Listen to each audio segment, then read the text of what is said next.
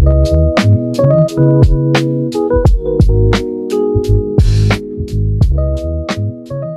guys, how's it going, guys? Yeah, good. Hey guys, welcome back to the channel. It's Jerry and JC here. Yeah, so today we're going to talk about basically the liquidity factor of Pokemon cards. We want to talk about Pokemon cards and our experience with selling, and hopefully that could give you guys some insight if you are also looking to sell your cards. So today we're going to talk a little bit about when we started selling, what platforms we use, what kind of percentages we get for each platform, what are the pros and cons, and basically how fast does it take to move them. Maybe you guys are in the same shoes, but we've obviously been collecting for a while now, and we didn't really get into the selling component until recently, but we do realize the hobby is buy, sell, collect, trade. So those are the kind of words you live by. And the reason why we decided to start selling is because we've accumulated a lot of inventory over the past few years, and it is responsible to take profits, right? There's nothing wrong with that. And there's also just pieces and cards that we move on from. So obviously we need to look into the factor of selling, and we got more into it. That's kind of the reason why we got into selling, and we started around a year ago now, right? Yep. Yeah, around a year ago. We started off with actually Facebook Marketplace. Basically, what we do is we list the products onto Facebook Marketplace and hope for the best, right? So Facebook Marketplace is good when you're selling each card piece by piece, like singles, slabs, maybe some sealed, because it is local and you're able to meet up with people. Sealed is easier to move. You don't have to care about shipping costs and whatnot. But at the same time, there's a lot of weird people on Facebook Marketplace. So there's a lot of, for example, ghosters. There's a lot of people that just kind of say, hi, is this available? And then they disappear. So I will say, although you can move things on Facebook Marketplace, it is, you have to do some filtering. Exactly. And sometimes it does waste your time. Yeah. It does waste your time. But the good thing is we're actually based out of Vancouver, BC, which the market is pretty decent over here. Good. You know what I mean? Really it's probably better than if you were to live in like maybe Alaska or something, right? No, sorry. No, we're just saying. So we live in a more urbanized / suburban kind of a city, but if you were to live in a more rural place, then probably you wouldn't get as many Pokemon collectors there. Your market will be a lot smaller. So therefore, people have different experiences selling on Facebook Marketplace. Some sell very well, for example, if you're in a very metropolitan city, and some have trouble with it if you're in Alaska. Yeah. Like if you live in a more rural area, it might be harder for you to find people on Marketplace that have access to cards and that want to trade and sell all the time. So you might have to resort to eBay or, websites and whatnot. Exactly. And that's the next one we'll talk about. We'll talk about selling on eBay and our experience with it. So we both have some experience selling on eBay. I'll talk about my experience first.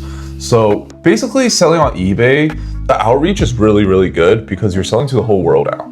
But the thing about eBay is that it does take, I think it's around a 13 to 15% fee, right? Around there. Yeah, around there. And then you also have to worry about packaging. I'm not gonna lie, that aspect was very daunting to me when I looked into it. And to be very honest, I didn't do so much selling on there because it wasn't my favorite. You have to worry about packaging, the cost of label, the cost of, well, eBay does provide their own label as well, right? They do now. They do offer some cheaper options if you're selling trading cards. Right. Expedited light and things like that, right? But I would say definitely, I agree with Jerry that the selling aspect can be a little bit, what's the word I'm looking for? Let's just say time consuming. Yeah, it's time consuming. Yeah. But I want to say I haven't made that many seller transactions on eBay, but I have made over 1,000 buyer transactions on eBay for trading cards. So I do want to say, as a buyer standpoint, eBay isn't a bad option if you can find a good deal and it makes sense to you. They do have eBay money back guaranteed. So if someone does not send your card, you can rather report to eBay and they will give you back the money on their end, and then they will go through with the seller. So I've gotten back my money from eBay, I think over about 10 times already. So it's definitely a safe platform these days for trading cards. But as a seller, definitely at times your items could be listed out there for a long time. I remember listing a card that was over $500 and it stayed on there for over 2 years. I got offers that were pretty low, and also do expect some lower offers on eBay as well. People messaging you saying, hey, can I, would you take $300 for a $500 card? You do get a lot of views and a lot of favorites, but people sometimes do just wait for you to give a discount. People are really patient nowadays on eBay. So I ended up actually selling the card on Marketplace 2 weeks later. Marketplace definitely can move a bit faster if it's local. You avoid the fees. I think in our sense with the shipping and the taxes and the eBay fees, we saved about $100 on the card. So yeah, I think eBay really depends on what kind of volume seller you are. So if you're selling limited volume, you're just a casual seller, then I think eBay may or may not work for you. It also depends on the price of the cards that you're selling, right? If you're selling a bunch of $2 cards, then that's just a lot of work. You're gonna be doing a lot of packages, you're gonna be getting tax on them, right? And also if you sell, I think above $20,000 on eBay, at least in Canada, then you do have to report it to the CRA, which is the IRS equivalent in the States, right? So we're not avid sellers, you know what I mean? Like we're just looking to offload small pieces or sometimes bigger pieces, like maybe like a slab here and there. So eBay could work as well, but it's just at that point, 15% fee that eBay takes, it doesn't really seem worth it, because in order to make that back, we either have to market slightly above market, which the drawback would be it moves very, very slow, or we put it right on market and then essentially we're already shooting ourselves in the foot and selling for 85%. right. So the next option that we want to talk about is actually Facebook groups. I'm sure you guys are all aware there are a bunch of Facebook buy and sell groups, and essentially these groups are filled with a lot of members. Luckily enough, the ones in Canada, there's a few big ones in Canada on Facebook, and there's very little scammers. There are. I'm in those groups too. They have Yeah. like some of them 17 to 30K members. Yeah, they have like 30K members. There's barely any scammers, to be very honest with you, because they get sorted out and they get kicked out of the group if someone does report them. So I've personally never had any issues with selling on Facebook groups. And to be very honest with you, the outreach is very good. So whenever I post a card, it moves within 2 days. Obviously, considering the factors that you're putting it actually at market price, you're not marking it up way too much. The good part about it is that there's niche buyers. There's basically buyers for everything. So that's actually my go-to avenue for selling and offloading, trading, buying my cards. So on the Facebook groups, there can be verified sellers. So sellers that have over 50 transactions, they become verified. So it gives you ease of mind that you're buying from a credible source. And if you're a seller, buyers won't give you too much of a hard time where they go like, hey, give me some references or vouchers. But at the same time, obviously you need to build that kind of reputation. You need to build that reputation in order to sell easier. And essentially selling on these Facebook groups is pretty good. You guys can't see it, but the only drawback is that you have to buy a lot of packaging materials, bubble mailers, you have to get plain white envelopes, get some tape and all these kind of supplies. And when they do buy it and you package it up, it'll end up looking like this. Yeah, that's been kind of fun, like just doing it from home. There is no cost of eBay fees. There is no cost of meetup. The only thing is you have to do some work alone in your house and package these orders one by one. And yeah. It's pretty good. It's like selling on eBay without the platform fees, just like Jerry said, right? And then also you get a bigger outreach and the local outreach. And some people, they rather meet you in person to pick up the card themselves so they can get it right away. And it's easier and everything works out better. It's also good at times in the Pokemon groups on Facebook. Yeah. Some people might live a little farther away in a rural area. And they might ask you, can you ship the card to me? So definitely a very good option. I think that's the number one option right now for a lot of people. For sure. And then we want to talk about the last option that at least we've done, and that's vending at local card shows. So vending at local card shows, to give you a kind of perspective, is we, again, live in a pretty decently sized city, not huge by any means, but there's card shows every single weekend. Yeah. What you do is you either buy a table or you reach out to the organizer and ask to reserve one. And the thing is, these tables cost around $100 to $150 per day. That cost is okay if you have a big inventory to offload. So it'll it'll basically recoup that kind of cost. But at the same time, if you're selling majority low value goods or you don't have too much inventory, then that $100 can really eat away at your margins.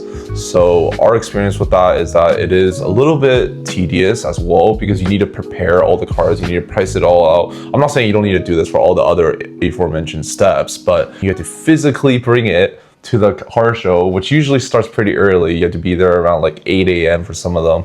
And it's usually on weekends too. So we kind of lose our weekends to these car shows. So we kind of took a step back from the car shows. Although it was very fun, you get to meet a lot of people in the community, which is, I guess, another pro. That's a pro about it. You meet a lot of people in the community. You meet a lot of the potential clients. They'll ask you on Instagram. I've already actually had 2 people from the car shows reach out to me, say, "Hey, do you have more cards? Or can you show your collection again?" And things like that. So it's definitely good. It's definitely good. It'll make you more part of the community if you're just starting out. But the con is definitely when you're there, you're competing with everyone on the spot. But hey, I think the good thing about being at a space like that again is having a group of clients that are ready to buy, and their purpose is to go and shop for cards. So you can get it done right away. You can take the money home. You don't have to wait for anything. So it could be a more immediate reward, like joy type of thing. Whereas how I felt was we walked away with a lot of money after the card show during that first time, and I felt really good. I felt like I made all that back in one day. But selling on marketplace, sometimes you get it back a little bit here, a little bit there, and then you forget how much money you got back sometimes almost. So exactly. So percentages wise for Facebook Marketplace, you could get 90 to 100%. I think that's pretty standard. But obviously sometimes it takes more time. There are time wasters. For eBay, I think it's pretty standard. You get around 85%. So 85% of market is what you would normally get. And then Facebook groups, 90 to 100%. Yeah, it's a very good place to sell. No fees or anything as well. And vending, 90 to 100%. Yeah. So there's actually, I'm not saying we're taking advantage of buyers per se, you know what I mean? But there are a lot of people that just come, and we do our best to price it at market, or sometimes even a little bit lower than market, right? And there obviously are negotiators, right? There are people that go like, hey, can you do better? But then at the same time, there's actually just people who are not as hardcore into collecting or investing, and then they just come up, they like the card, they see the price, their perceived value. Exactly. Your perceived value of the card is the price tag. It makes sense to you, so they just buy it. And usually that's at market, right? So that's kind of the percentages. Yeah, right? not everyone in the hobby is here to make money or do this and that. There's genuinely people who are just here to collect the cards, to play the game, and there's people who don't mind selling it for half the price when they don't want it anymore. There are some people like that, but with the market now, no one's going to do that. Facebook Marketplace, the work associated with it, amount of work associated, you just have to take a photo and upload it, and you put your price, whether it's at market. I mean, there's a lot of people that put absurd prices, right? But yeah, you put it up, and then you just wait. There's going to be lowballers, there's going to be ghosters, there's also going to be good people that you meet and resonate with, right? But that's kind of the pros and cons and work involved with that. You don't have to worry about packaging, you don't have to worry about shipping, you don't have to worry about anything, because it is all done locally. For eBay, the work associated is that you have to get envelopes, you have to get top loaders, you have to get sleeves, maybe team bags, you have to get supplies like tape, and sometimes you have to get boxes. It'd be helpful if you have a label printer. So there's a lot of things associated with selling on eBay. It could be fun, it's just some work. Exactly. And again, it all depends on the volume that you do sell, depending on whether or not you can make it a profitable business. But that's kind of the work associated that we experience with eBay. And then for the Facebook groups, what work associated with that is, again, just like Marketplace, you take a photo, you upload it, you have to write a description and everything. Basically, people reach out to you, and you have to package it yourself as well, and you take it to the post office. Although it sounds very similar to eBay, I think it's that the fact you're selling it for actually at market, and the fact that you get to keep all the money is the kind of motivating factor for you to sell, right? And it does move really fast too. It is all done domestically, so we're in Canada again. And the good thing about the Facebook groups is that they actually make it a requirement to also accept PayPal goods and services. So that way it's an extra preventative measure to prevent you from getting scammed. Right. And then the last one is vending. The work associated with vending is that you usually do have to take around 8 hours, 6 hours or so, depending on how fast you can price the cards, put them all into top loaders, organize it, put it into binders. And we also have this case thing, a display case where you have to bring it. So it's more of a physical kind of labor associated with vending. And then again, it's usually a whole day, a whole weekend type of event. So it's still really fun, but it's definitely the more physically demanding one. Yeah, you're talking like nonstop because people are Exactly. gonna come up and ask, and Exactly. it's really like working retail almost. I'm not gonna lie. Just think of yourself working at the mall in the shop selling anything. Exactly. Yeah. That's all, guys. That was our experience selling, and hopefully that was helpful. Please feel free to like, share, and subscribe to our channel. It will help a lot, and we'll see you for the next one. Peace. Thank you.